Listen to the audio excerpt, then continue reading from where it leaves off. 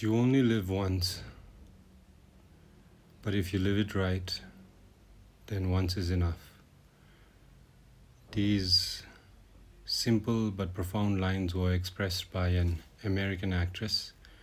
I think her name was Mary Jane West, popularly known as her screen name, I think, was Mae West.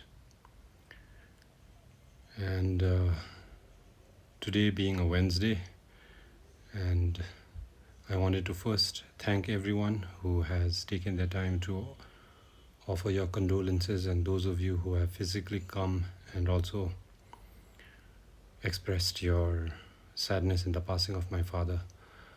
It's been close to almost a week now. Hi, my name is Karma Dendup, and this being a Wednesday, and we are now so close to the alphabet Z or Z, but today the alphabet that I am going to talk about is Y, and amongst the many things, ideas and concepts, what I thought I wanted to speak about, this was before I got the news of my father's passing, was YOLO.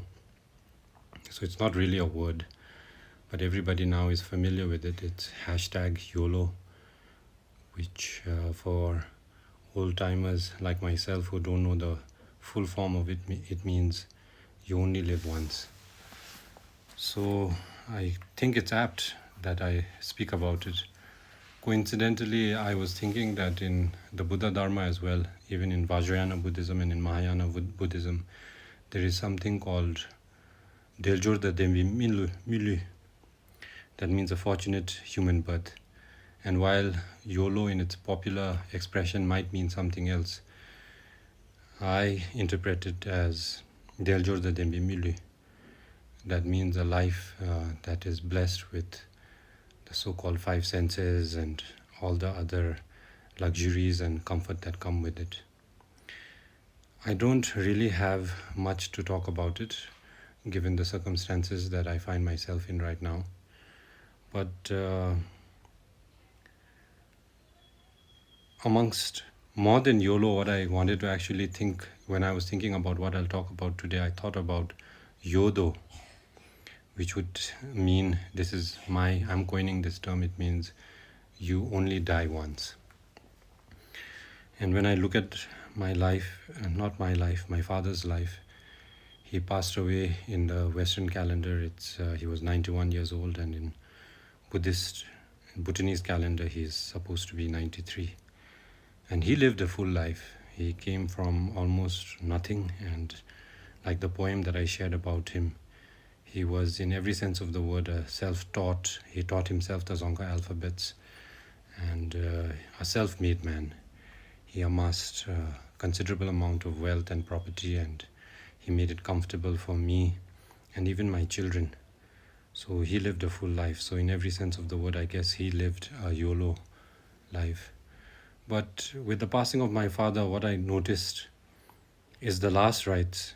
I have been a witness and an observer to other times as well when people pass away here in Bhutan.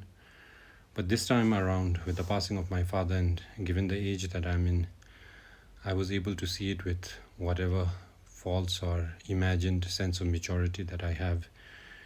And because of the astrologer and everybody, all the rites that go into a Bhutanese Buddhist man or woman passing, we have been advised to keep his body for 2 weeks. And while I don't have many things to say about it, and I mean it with the best of intentions, I've heard it expressed by other people. A few months ago, a very close childhood friend of mine also passed, and therein also I heard other people who were helping out express about how expensive an affair it has become to perform the last rites of somebody who passes on here in Bhutan. And I will keep this short. What I wanted to share is that,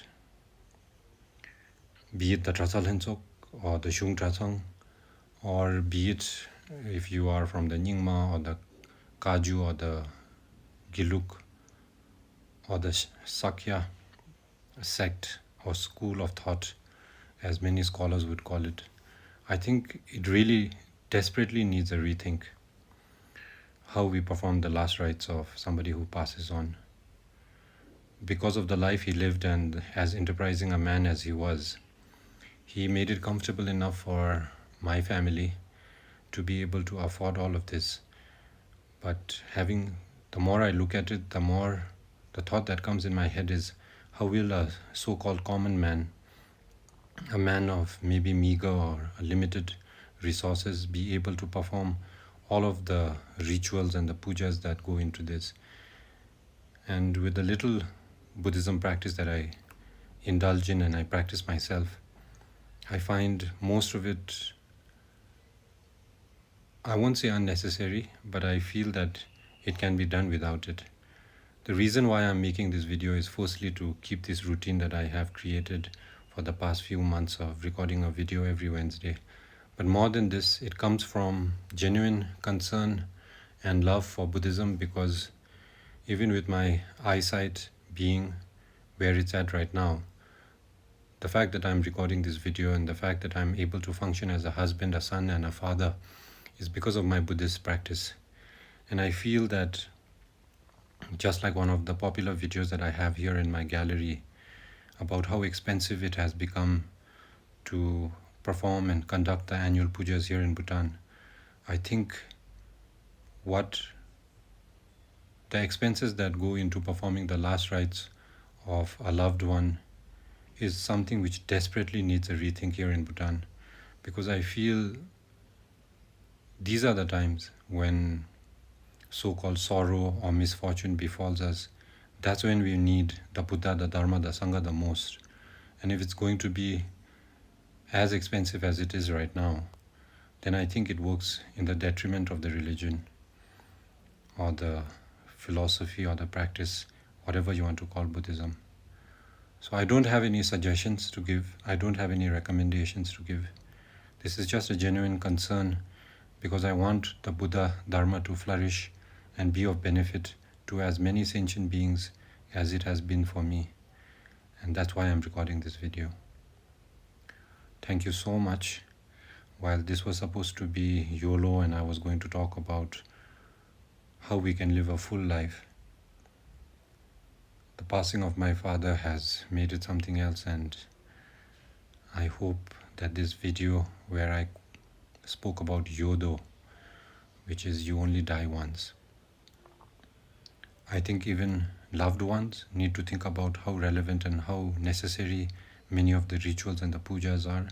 And more than that, the concerned people in the Zhungtratsang, the Lebes and the Khembos and the Tukus and the Rinpoches, whoever sees this, we seriously, desperately, definitely need to rethink how we bid farewell to those who have left us. I also want to share on a note that with every passing, we are reminded of impermanence, like the video that I made when we reached the alphabet I. And it also reminds and reaffirms my understanding and thought with regard to when we reached the alphabet C and I spoke about change. So thank you so much, all of you who have taken the time to drop a comment, and all of you who follow me. I'll catch you in the next one.